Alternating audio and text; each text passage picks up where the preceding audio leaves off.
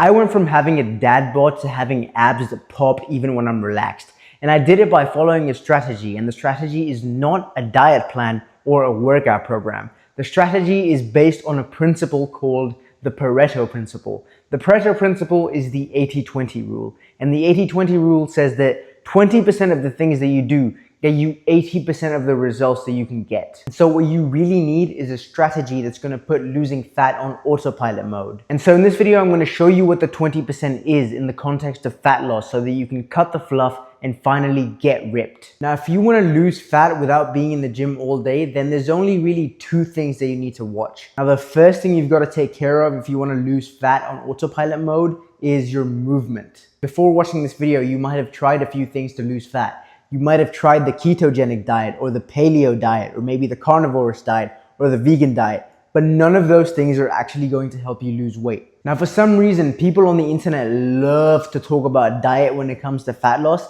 and while they're not wrong, nobody talks about how important movement is. And I'm willing to place a bet that if you were to take a group of people and monitor their diets for a week and change nothing about their diets and just 2x their movement, they would lose a lot more weight and they would be a lot less miserable. Because the truth is, nobody likes eating less food, but most people wouldn't mind moving a little bit more. And when I say 2x your movement, I do not mean go out for runs at 5 a.m. in the morning.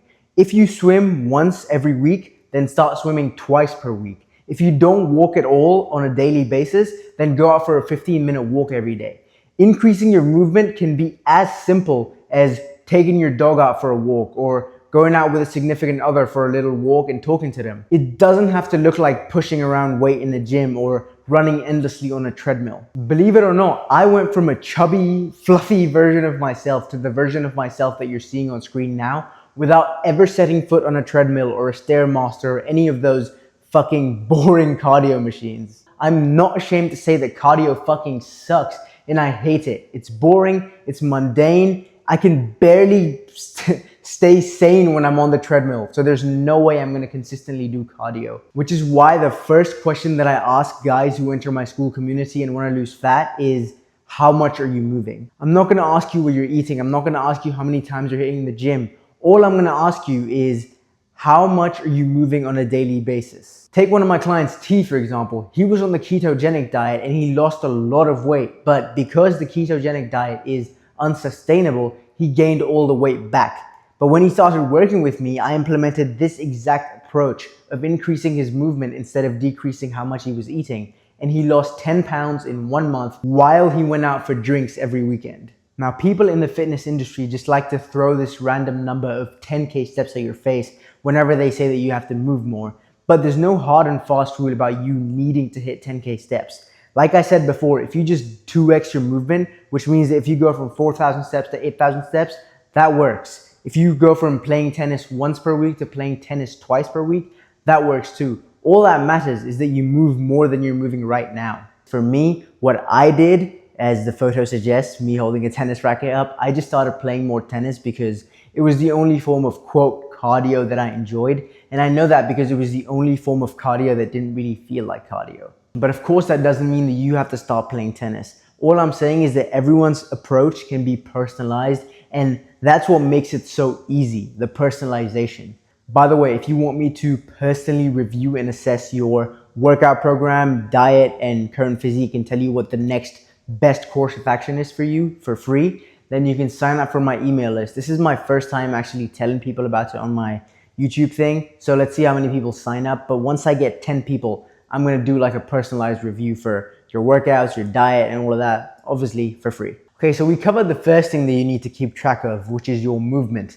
Now, the second thing that we need to keep track of is your caloric intake. How many calories are you eating on a daily basis? And most people have this completely wrong. For context, before I lost 110 pounds, I thought I was on a 2,000 calorie diet, whereas I was actually on a 3,500 calorie diet. So I was underestimating the amount of calories I was eating by 1,500. No wonder I was a fat ass. Now I know what you're thinking. You're thinking, Sultan, at the beginning of the video, you said that I wasn't gonna have to change my diet up a lot and I wasn't gonna have to go through this like hectic change. Yes, and I still stand by that. So I'm going to use a crazy example to explain this, so just bear with me. Imagine that your diet right now is made up of 10 bananas, right? That's your diet. That's all you're eating the entire day. Now, what you can do, but you don't have to do, is go from 10 bananas to 8 apples. You went from 1,000 calories to 800 calories. But you don't have to go from bananas to apples. You can just go from 10 bananas to, guess what? 8 bananas. Now you're gonna be eating less bananas, but you're still gonna be eating bananas. And I've said bananas so many times that it sounds weird to me now. But you don't have to change what you're eating. You just have to reduce your caloric intake. And one way of doing that is to reduce the food that you're already eating. But the other way of doing that doesn't get talked about all that much is being smarter with the food that you're eating. There's 2 or 3 examples that I can think of right off the top of my head that's going to be like the easiest ways to reduce caloric intake. The first one, and by far the easiest, bro, cut out your liquid calories. Why are you drinking Coke when you can be drinking Coke Zero? Why are you drinking Mountain Dew when you can be drinking Mountain Dew Zero?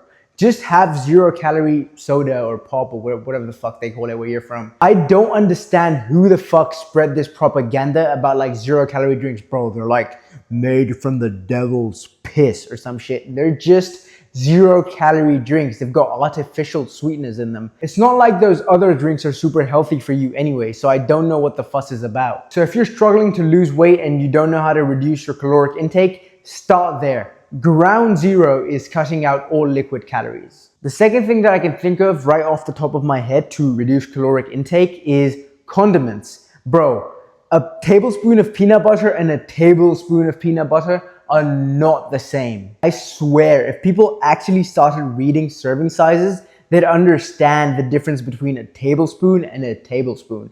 A heaped tablespoon of peanut butter can be 200 to 300 more calories than a normal tablespoon of peanut butter. And that can be enough to throw you off of your diet and keep you from losing fat. And the third thing I can think of off the top of my head is just making smarter food choices. For example, instead of pasta, try to eat rice. Because think of it this way, I don't know about you, how much pasta can you eat in one sitting? For me, it's 3 to 4 bowls because I'm naturally a guy with a very big appetite and I like pasta. But rice on the other hand, I mean, I'll have 300 grams of rice and that'll fill me up. And the thing is, rice generally has less calories in it than pasta does. So pasta is easier to eat and it has more calories, which means that if you eat pasta instead of rice, you're more likely to eat more calories. So try your best to avoid foods that are really dense in calories. Now I'm gonna be honest, for my clients inside my school community, I monitor their caloric intake with them and for them. But if you're just getting started, start with the 3 things that I told you and then work your way up from there. I know way too many people that dive headfirst into fitness and then get overwhelmed and quit. And what they don't understand is that the game of fat loss and the game of fitness in general is not a race or a sprint.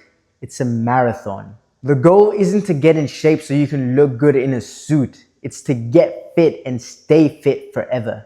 Because nobody gives a shit if you looked good in a suit for a wedding if you're a fat fuck right after the wedding. Now, if you want to learn how I create time-efficient workouts for busy people, then you can watch this video. I'll see you in the next one.